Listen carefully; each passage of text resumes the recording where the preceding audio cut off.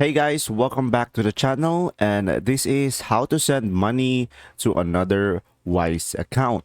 So guys, today I'm going to show you how to send money from one Wise account to another in just a few simple steps. So just simply follow along. So first thing that you will do is open the Wise app on your phone or visit the website and log in into your account. And after that, once you are on your dashboard, just simply go ahead and click on send button. And from there, guys, just simply go ahead and select to a Wise account as your transfer option.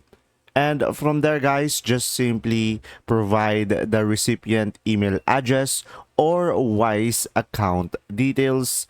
And from there, just simply type in the amount you want to send and choose the currency. And Wise will display the exact amount the recipient will receive.